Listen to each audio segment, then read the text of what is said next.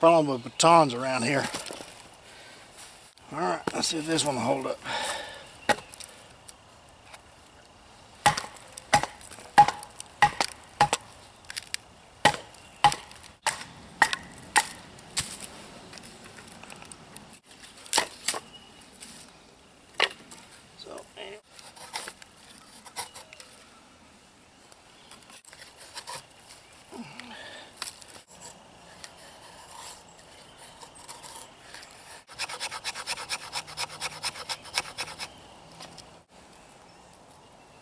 Alright, so the question is, can you start a fire with char cloth and a rock? It's just killing my knees.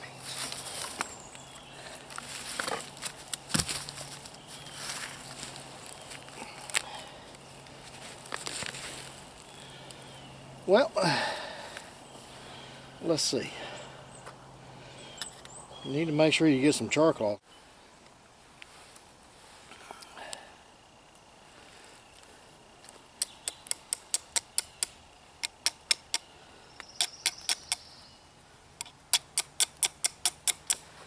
My heat treat's so hard, I doubt if it's going to work, but I'm getting little sparks. So, there we go. Just get one to land in the right place.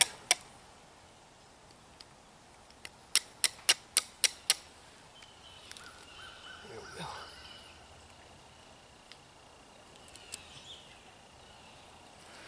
Alright. Just got to work it until it gets right.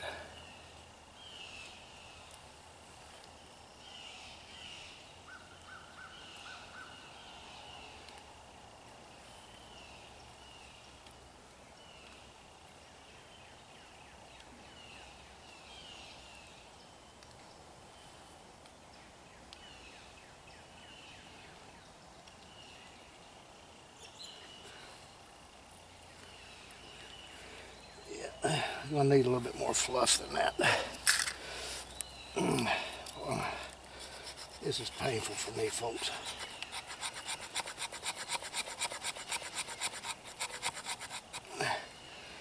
Now, I got to stand up for a minute. Oh, oh man.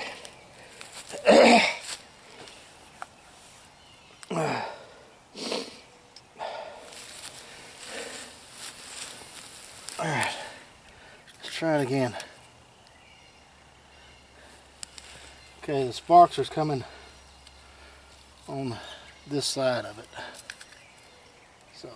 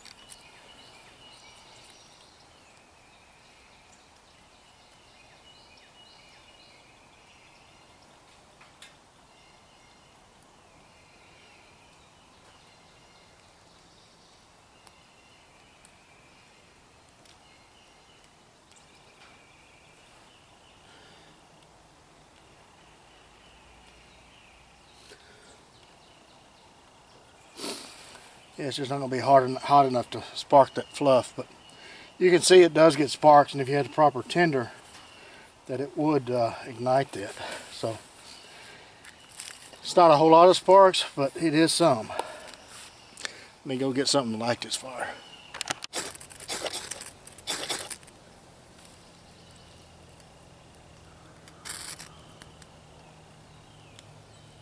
Okay.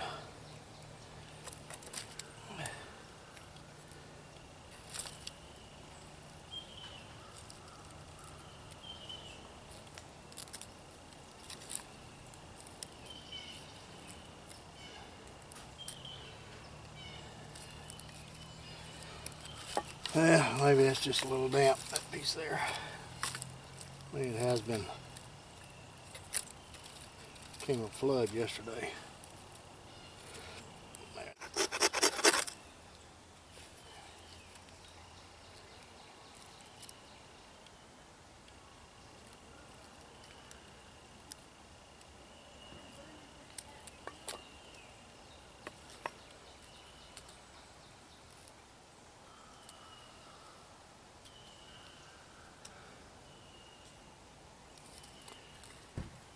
It's just not wanting to go.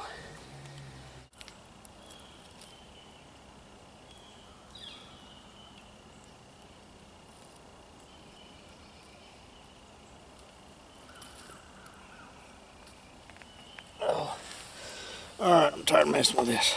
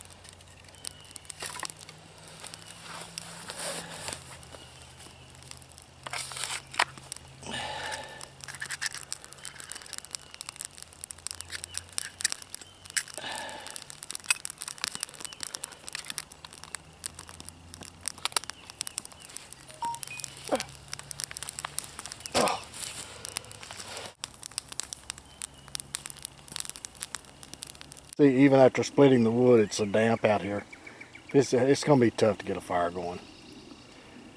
Even doing the feathers burn, and now it's just smoldering there. It's not going to do much.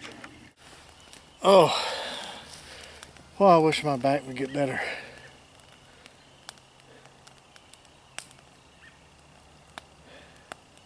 Love doing stuff like that. It's just, it really is a literal pain for me to do that. Get down like that and do that stuff.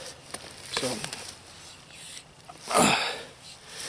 but anyway, it is what it is. So you guys saw that you can get sparked with some flint on the spine of the knife. The rod weld hardness on these knives are going to be very, very hard. So it's going to take some very good chert to get that, and sharp chert to get those dull red sparks like that. And some very good char cloth. So if you plan on using it like that, you got to have some char cloth with you. You got to have a place where you can find hard enough stone, which here you can't. You have to take it with you. So my point is, why don't you just take some matches? Why don't you just take a lighter with you? Take a ferro rod. And you saw right then that even a ferro rod was having a problem with some of this damp stuff. So you have to have tinder with you. So if you're going to take all that, might as well have a possibles kit with you with some tinder. Alright, so anyway, my 2 cents. So let me get a stick and let's do some whittling right quick and do some further R&D on this this survival concept knife. Everybody saying it. Wood has to be dry. I don't care what you do with it before. When you're ready to burn, it's got to be dry. Burning wet wood is not going to work that much. Alright, so here's a stick. Get it right there. A little pinky through there. Hold on to the knife, off to the side. Cut away from you. There's one. And it's done. Hope we got that on camera.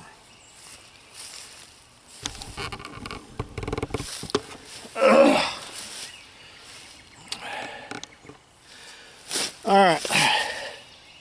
So taking the bark off. Use that little round part right there. See that?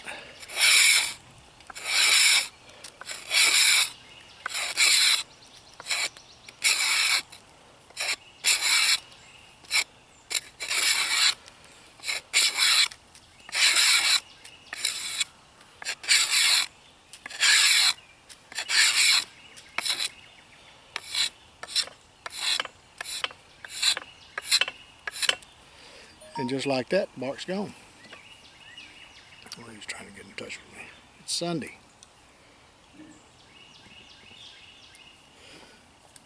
All right.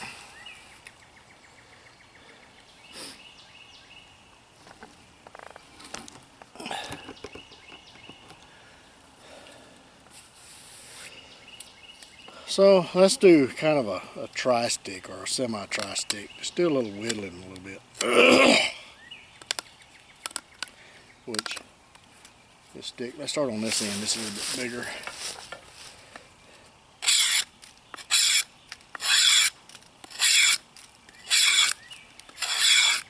Talking about a 90-degree spine.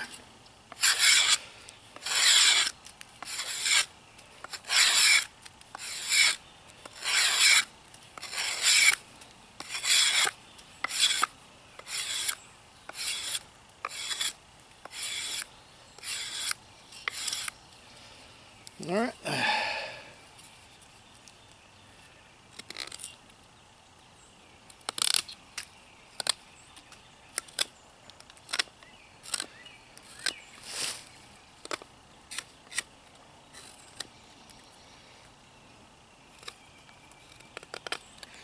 Now when you're carving, I'm going to give you some tips as I'm doing this. Always keep this thumb to the side. Don't ever put it in front of the blade. If you do put it in front of the blade, then you don't want to put any pressure at all. You want the blade to do the work. So if I had my thumb in front of this, I would just do very tiny, controlled, minimum pressure cuts. Because if that blade was to slip, it's going to go into my thumb. I don't want that.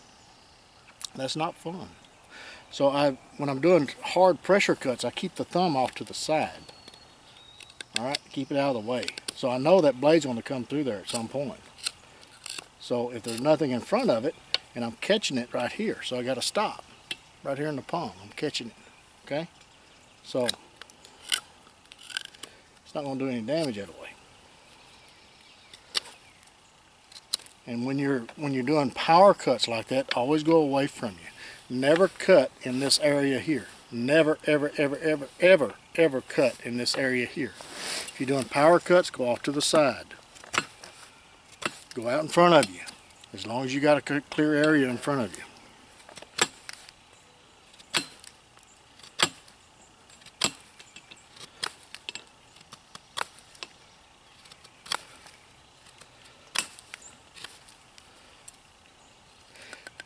Now this is the same thing as a spindle for a bow drill set. So it's pretty much the same thing, the same process. So that on a tri-stick is very helpful.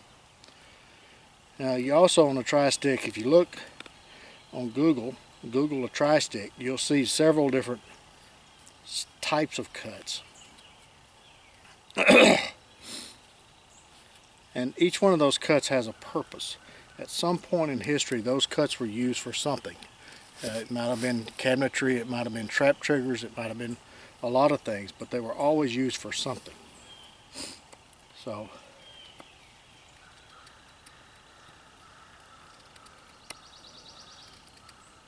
see, I'm using my thumb to guide and control the blade. Using just enough pressure to get the job done. I don't want excessive pressure at this point. I'm not trying to do a power cut. I'm trying to do a semi-control cut up to a stop.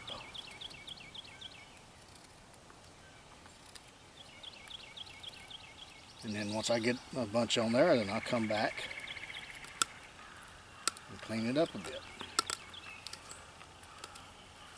And that's where this curve in here helps out considerably.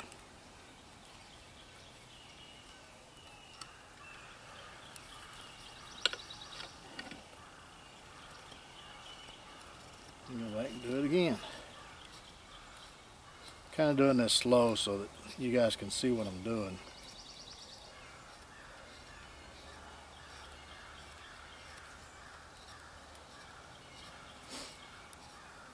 And some of these notches were done on like I say, cabinetry, doors and hinges and things like that were used.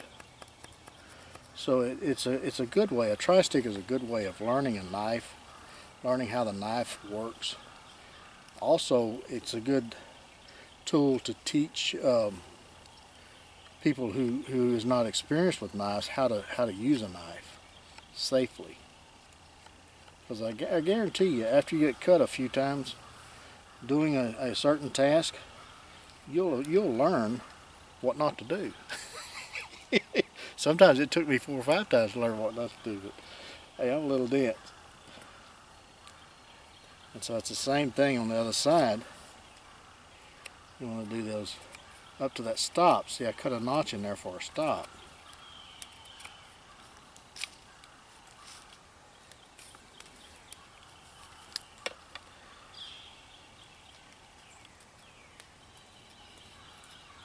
See, when I'm going back toward myself, I'm doing very precise control. I'm just putting just enough pressure to get the cut done.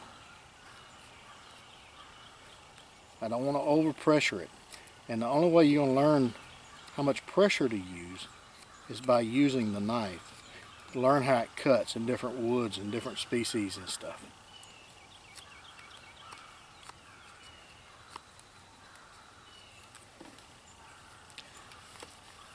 And I could get the stick out here and use the tip.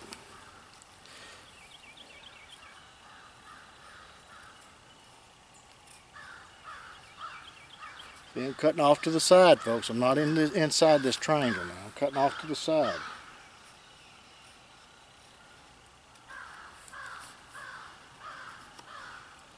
See how that tip, that Scandi tip, boy, it'll get in there and hog awesome wood.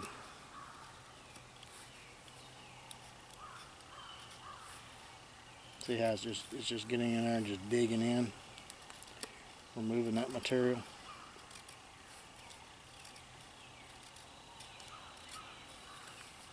Then come back, thumb off to the side, which is not going to go through the wood, but still,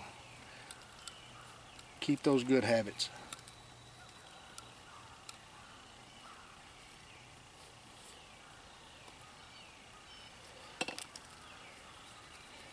And very lightly, you can come in and kind of clean it up a bit.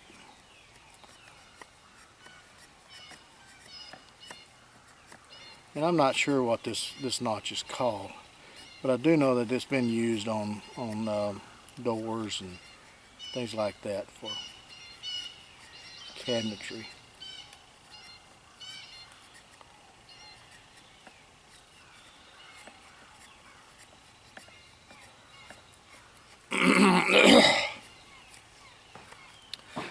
I think the best advice that I can give on using a knife is to learn how to control the blade. Know what that blade is going to do and know that there's a stop in front of it before it gets flesh. That's the best advice that I can give. And the only way that you're going to learn that is by getting out there and using it. Okay? I mean, watching videos is all well and good. And we should watch videos to learn technique and things like that, but there's a difference between knowledge and skill. Knowledge is how to do something, and skill is being able to do something. So you have to attain the skill. And as I've said in other videos, excuse me, skills are degradable. I mean, if you don't use a skill very often, then it will come to a point where it's very difficult for you to do that skill. It takes a little while to get back, shake the rust off, if you will. I know me grinding blades, I use freehand grinds. I very seldom use a jig, and sometimes it takes me a grind or two to get back in the flow of things.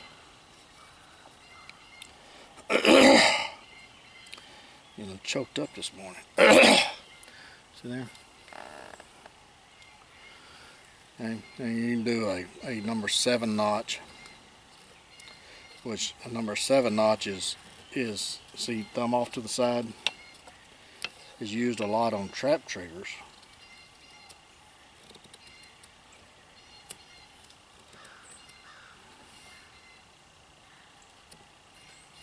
See, I felt it binding there, and I knew if I pushed too hard that it would just go through that notch.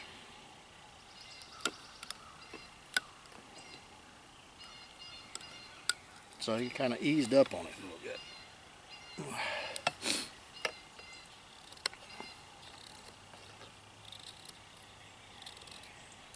See that very high, thick part? It's almost a scandy there. It digs into the wood.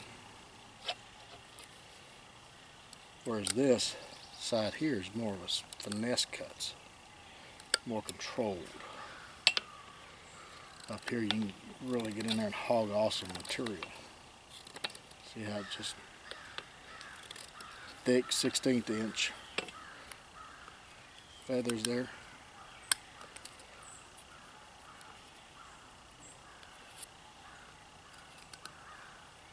And with that thin apex on that side of the blade, it slices right through it. So it's a very good combination of grinds to make this work.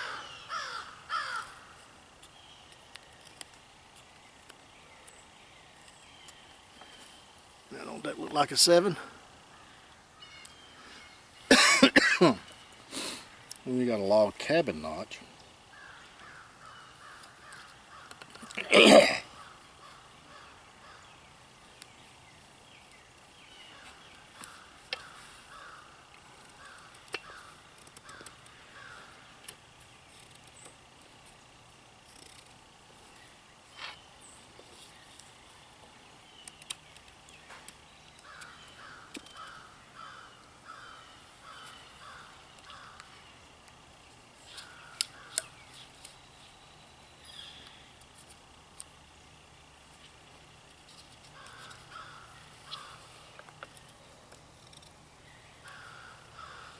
And I'm sure the log cabin notch is self-explanatory of what that was used for. It's to notch the logs that put the cabin together. If you're familiar with Lincoln Logs, a toy set, you've seen this notch many times.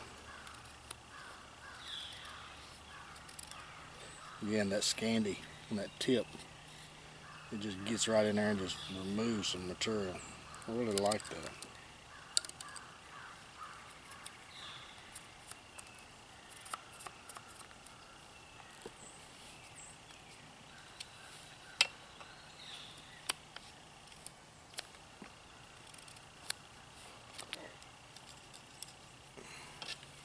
See there?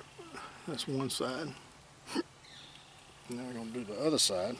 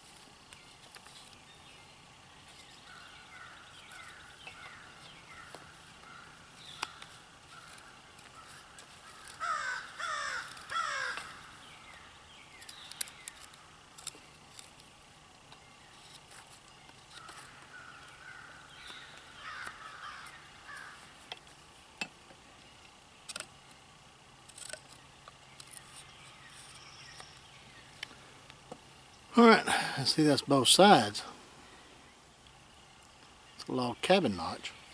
So you have a log cabin that just kind of fits in there like that, locks together. So now let's try and see how the tip is going to cut through that. I'm going to cut a notch through there so that I could put a toggle through there for a hinge if I wanted to. I'm not sure what this is called. And I'm not sure this tip is going to be fine enough to do this, but we're going to try it and see if I can do this without breaking the stick.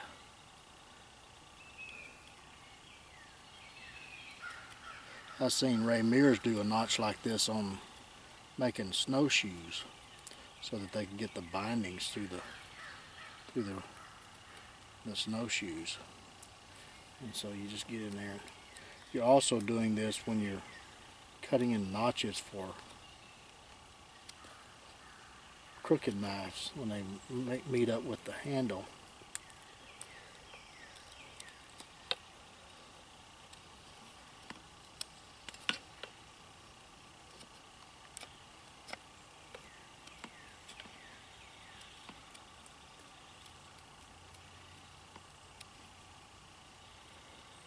Let's see, go to the other side now.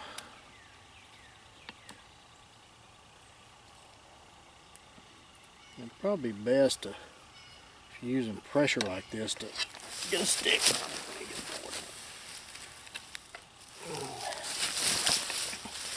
Just something, and you really want something bigger than this, but I'm not going to apply very much pressure.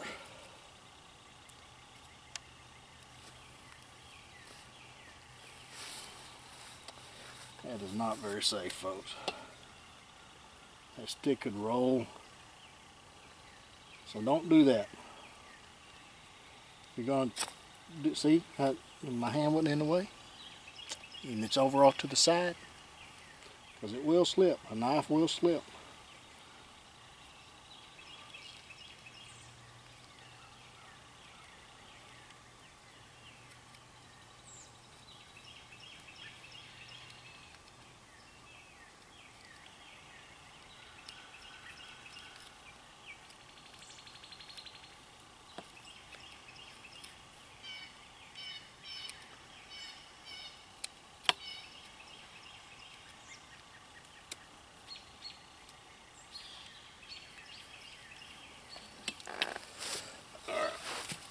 Now then, you can see we're almost through. Just need to kind of tidy it up a bit.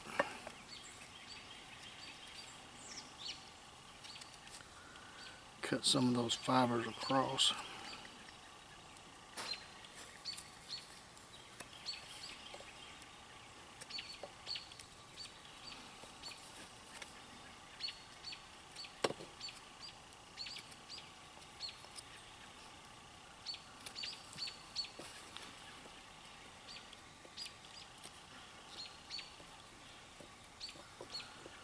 So the tip is a fairly blunt tip. It's not a very fine tip like you would see on most carving blades. But it is fine enough to get little things like this done. And this is a very small notch. I mean, realistically, if you was going to try this, you'd probably want to try for a larger notch. Now, you can see all the daylight through there. Then you can do pot hanger notches, which typically I would use a baton and to do the X. But let's just see if we can force the blade through there. Okay. So basically, what you want to do is you want to cut in a notch, an X. So you cut an angle one way. You can see the angle there, and you come back and cut an angle the other way. Form an X, like so. Okay, let me get the camera closer so you can see this.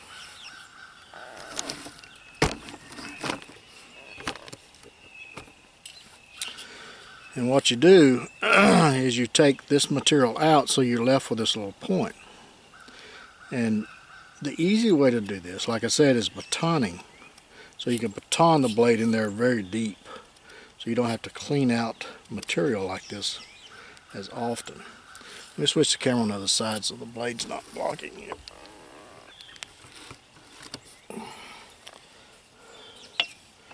So you're just cleaning out the material like so.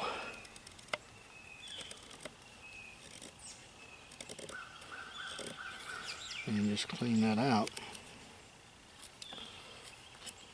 And you do the other side, same way. And that's what that tip is for, that's candy tip. Because you're going to be using that tip to do a lot of your carving. More carving than you realize.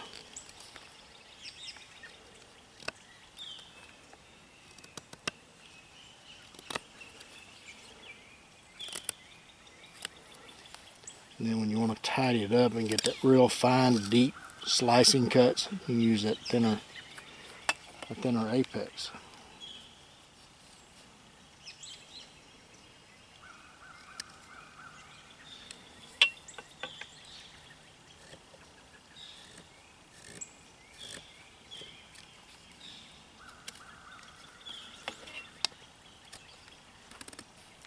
And you just go underneath it.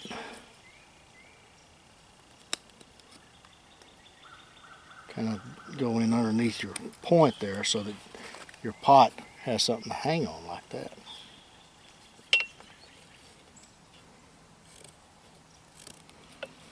Just kind of tidy it up a bit.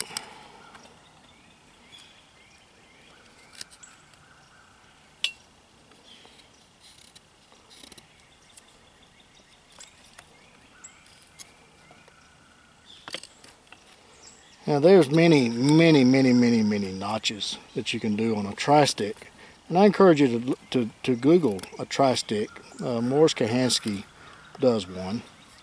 I actually started it. He's the first one I've seen to use one. But these are just a few. I mean, there's several, many other notches to do. But I mean, you know, I kind of get the feel of this knife from doing this. There's also another one that they do,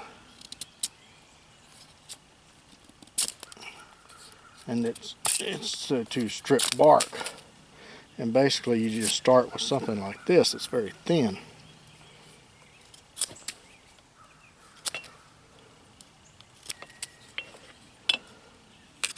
kind of square it off a little bit. And what you want to do is you want to create a V, which is handy to know how to do if you need to strip bark from a vine, and I'll show you how this works once I get this done.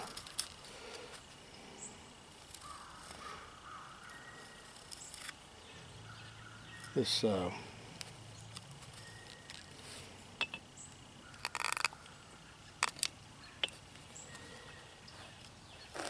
don't know if I left enough there or not. We're gonna try it and see. See how you get the little V there. And it's used in the north. I think it started in Canada somewhere, where they were stripping bark from spruce root. But there's enough here to kind of show you what the intent was. See if I can find the vine right quick. But that's the rough look of it. All right, I got just an old grapevine here. I mean, this is winter, so I don't know how well this is going to work. But this is the idea of it anyway, is to stick it in there and see how it's peeling. This is a dead one too, by the way. You really want green. Okay. That's a little green area right there. So you stick it in there.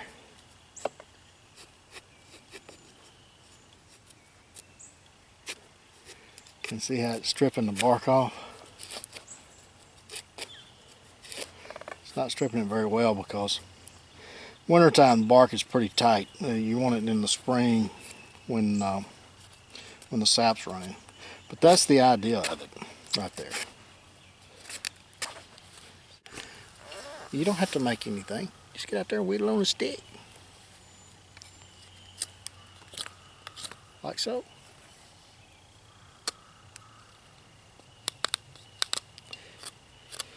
Now the other thing is that Morris Kahansky said that if a knife can't make a net needle, what good is it? So that's the next thing. we're gonna make a net needle. This is probably gonna be a long video, but it's R&D. It's a long process. So let me get some wood together and we'll start with net needle. I didn't want to use dried red oak, but it's what I got. And it'll be a good test if I can get it done.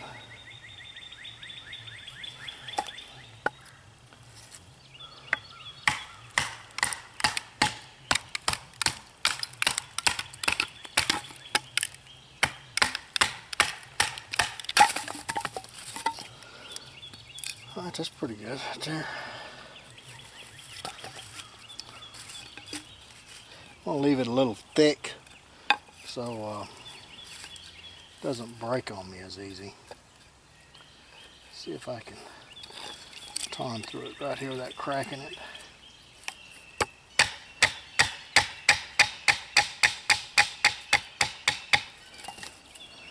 Yeah, I think it's going to crack. Okay, my memory filled up. I don't know where I left off, but I was trying to baton this, but I think it's going to split on me, so I need to go a different approach here. Red oak is bad about splitting when you try to go cross grain with it.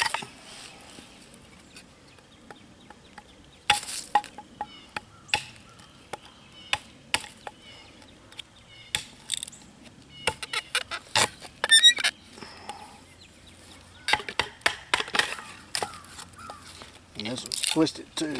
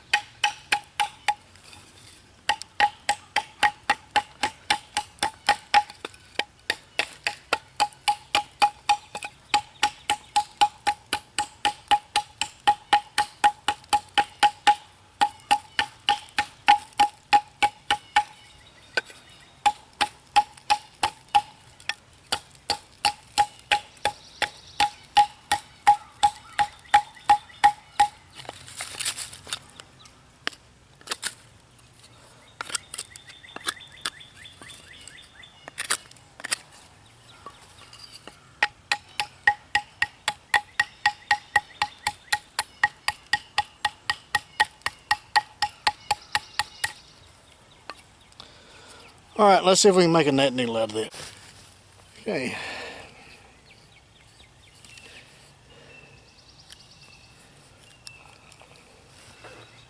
Let's get on the ground and put some pressure on this. I don't want to do it over my mouth.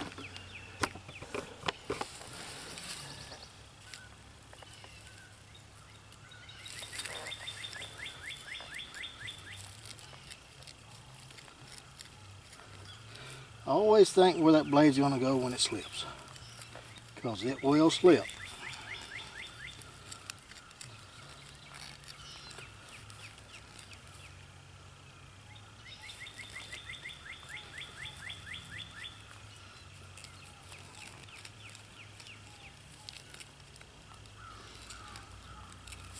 Give them the slightest opportunity.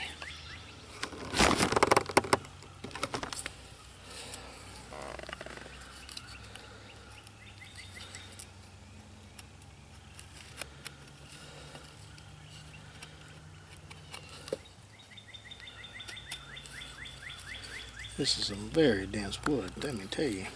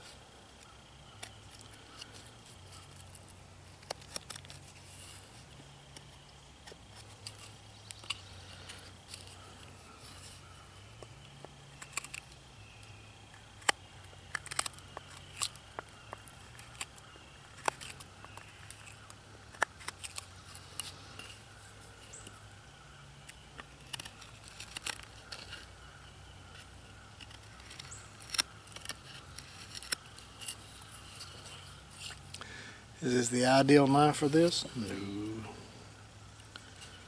I have a little carving knife for this, and I'd rather have a different piece of wood. No doubt about it. If it was some softer, greener wood, this wouldn't be hard at all. Just get in there, just slicing that material.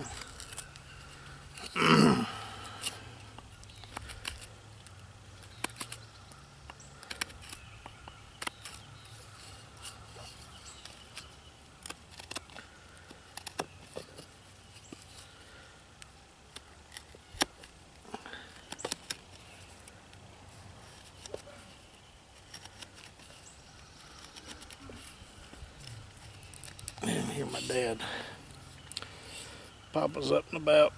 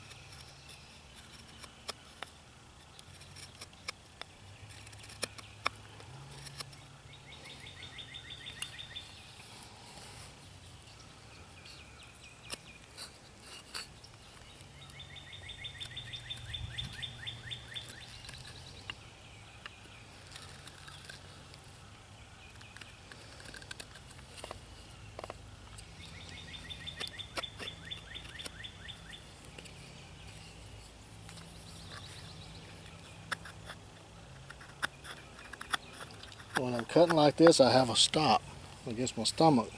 I'm not touching the blade.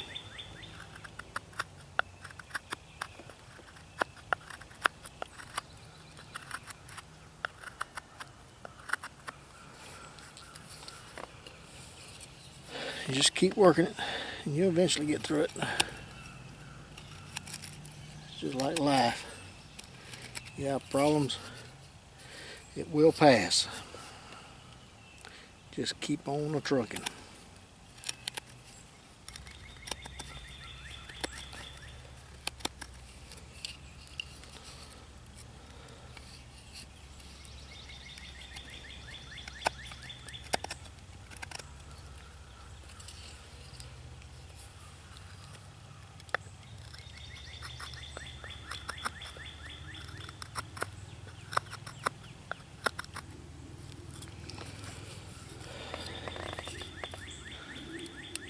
I think in survival, oftentimes you see people selecting the perfect wood for the job and all this other stuff, but you got to deal with whatever you can find. And so maybe all you can find is a piece of old dried out red oak. And that's what you're going to use to make your net needle.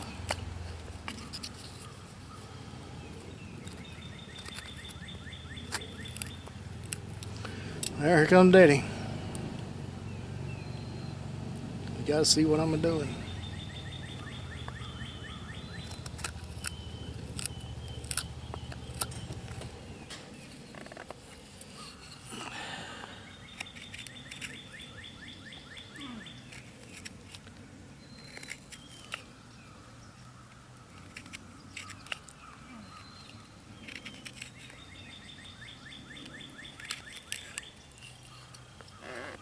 He didn't even see me out here.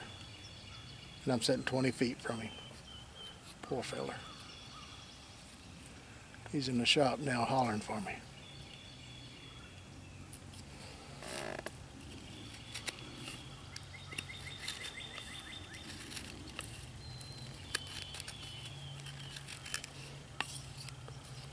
And he won't hear me either until he gets outside. Maybe he'll hear me then. Hey! Right here. Oh.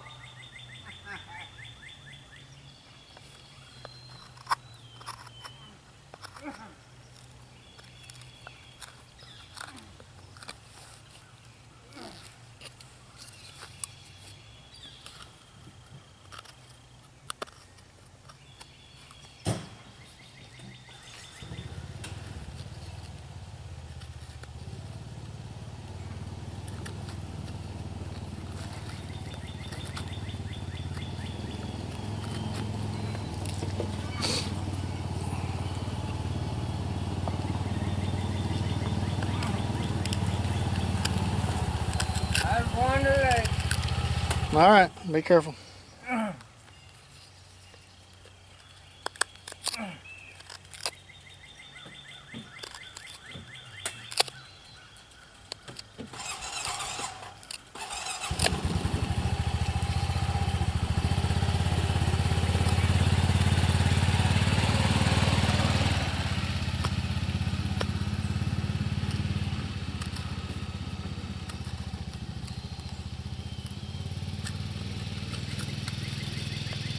You see where I'm at?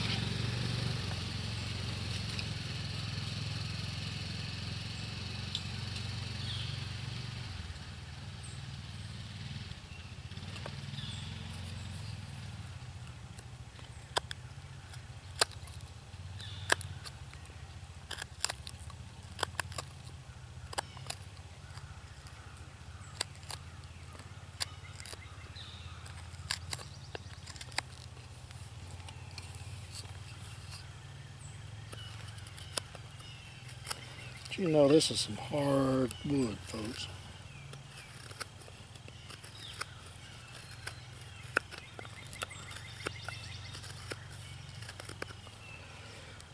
Some very hard wood.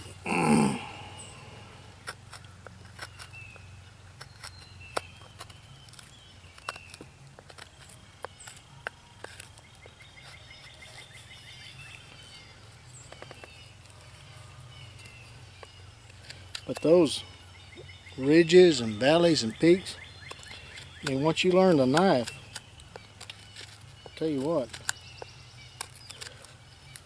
it is certainly better than just a straight blade. I never liked just a straight blade. I mean, there's too many things that they don't do very well.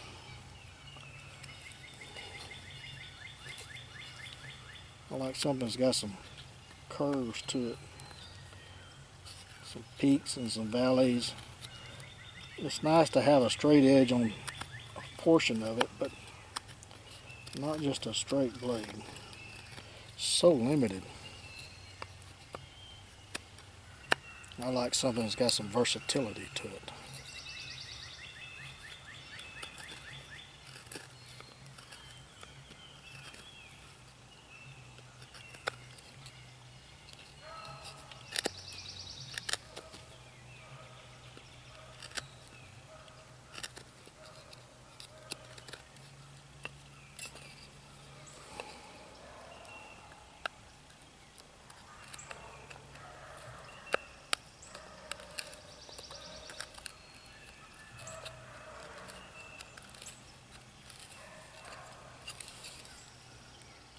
There.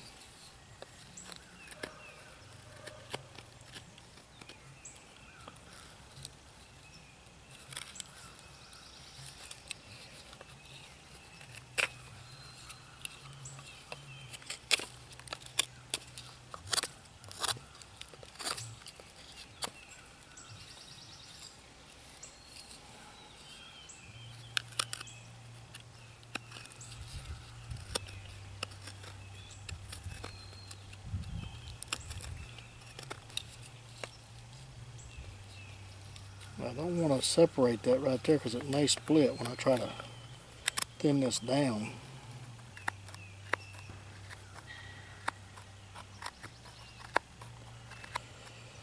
So the next thing to do is see if I can't split this right there by batoning it. And in theory, I should be through this area here. And this is not a very good net needle, but it's a net needle. Alright, so let me see if I can baton through this real easy, gentle like, and see what we got.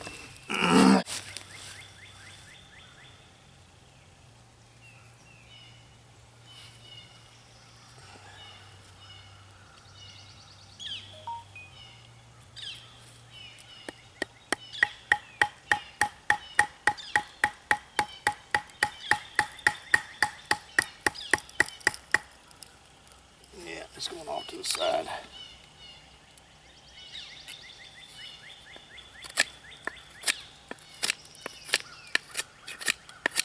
This is not very good wood to be doing this. But anyway, folks, it will do this. I mean, that's the hardest part of the net needle right there. And if I had some better wood, and I don't want to cut down a green tree. I mean, just to carve a net needle, I just don't see the point in it. So all I have here at the house is red oak. And it's just not gonna, see, it's trying to split off to the side. It's just not very good wood to be doing this. Ouch.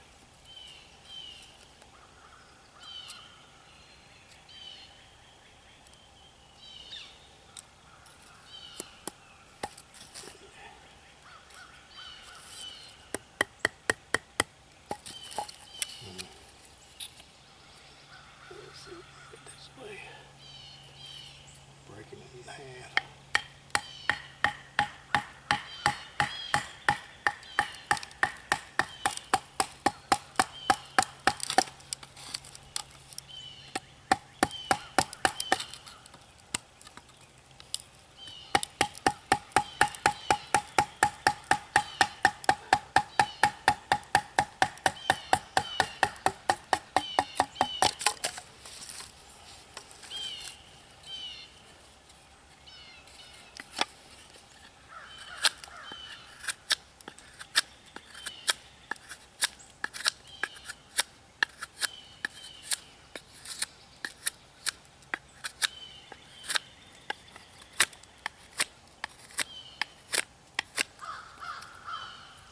See, that's what I was talking about. I can't see daylight through that. That's how it's supposed to work. And then you can work it from the back side. Clean out all that stuff that don't belong, that's not part of the net needle.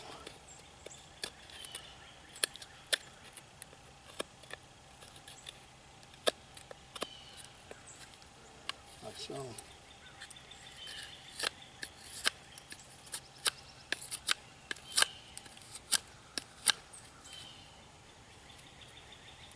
But it's already cracked.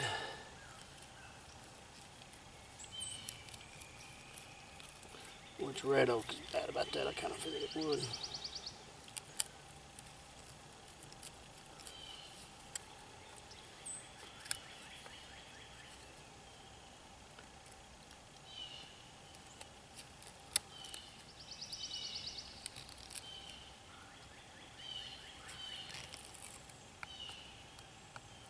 See how the blade is facing away from me?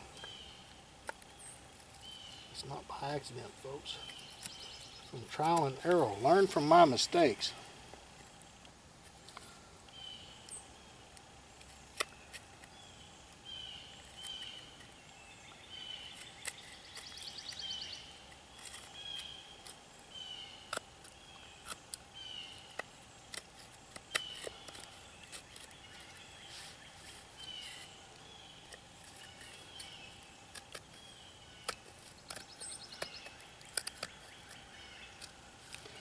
But anyway, this is just too dense a wood to be doing this.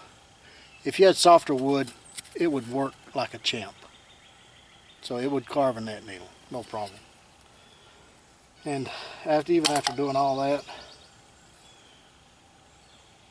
that blade, I mean, everything that I've done today, going through red oak, going through everything,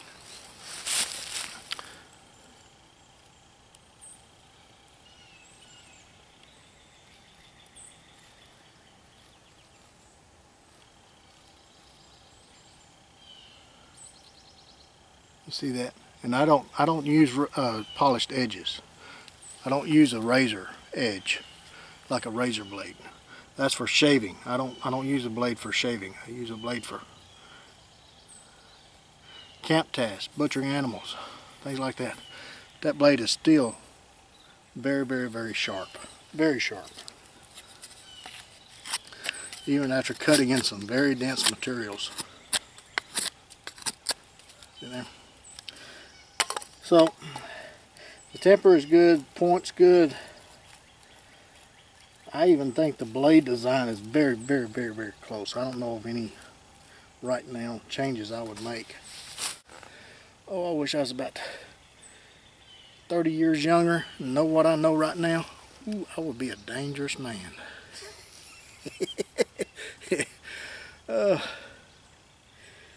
Yeah, I would be dangerous. And the body just gives out on you. But you can't give up. You got to keep trucking. Alright. I'm going to see if I can't get this video edited and get it uploaded. It's probably going to be a long one. But that's alright. The R&D process is a long one. You guys, it's going to be there at some point to look at. And if you guys want to watch the whole thing, then it's going to be there for your viewing pleasure. Alright. So, till the next one, you guys get in the backyard, whittle on a stick, try to do you a net needle out of red oak, seasoned red oak, dried red oak. Been in the wood pile for a year, covered up. It's hard. It is hard stuff, folks. If you do, be sure and take plenty of band-aids and lots of knives. We'll catch you again soon.